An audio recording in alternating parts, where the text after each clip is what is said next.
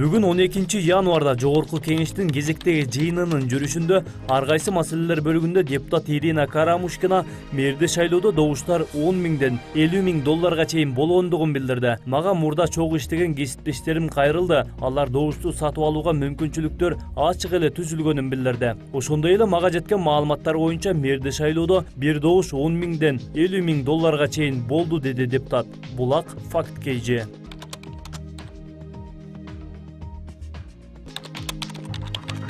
12 январдагы Жогорку кеңештин кезектеги жыйынында ар кайсы маселелер бөлүгүндө Өнүгүү Прогресс фракциясынын лидери Бакыт Төрөбаев 10 мүнөттүк сөз алды. Ал өз сөзүндө мэрлик шайлоону элдин добушуна коюуну сунуштап, Албек Ибраимовду мэр болуп шайланууда мыйзам бузгандыгын айыптады. Азыркы мэр митинг менен келди. Мэрда ушундай болмок беле. Депутаттарды коркутуп, үркүтүп, бюллетендерге белги салып, жасалма жол менен добуш алды. Мэр оппозицияга карата митинг уюштурушу бул уят. Мындай нерсе тарыхта болгон эмес. Биз Бишкек шаарында болгон мэрдин шайлоосун тааныбайбыз, деди Бакыт Төрөбаев. Бул тууралуу Факт KG сайтынын бүгүнкү санында жарыяланды.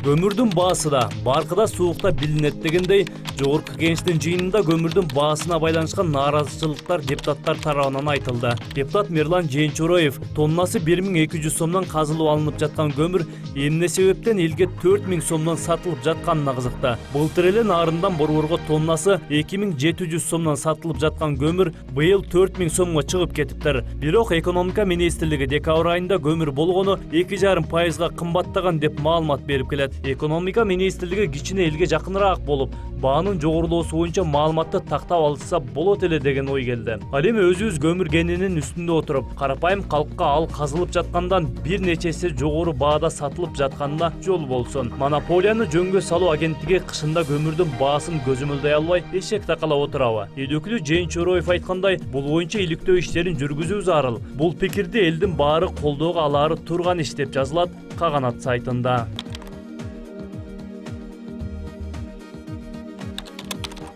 Буга чейин баш мыйзамга өзгөртүү киргизбесек, дүйнөлүк уюмдар Азимжан Аскаровду бошотконго чыгарыш үчүн талап кылып жатат деп айласын таап баш мыйзамды өзгөрттүк эле. Эми эмне болду? Эгер дүйнөлүк банк талап коюп калса, бийлик бул талапка кантип, эмне деген жооп табаар экен? Же дүйнөлүк банкты колко кылып, банк мыйзамына дагы өздөрүнө керектүү өзгөртүүнү киргизиш керек болуп жатабы? Аскаров алтын баштуубу же жөн эле шылтообу?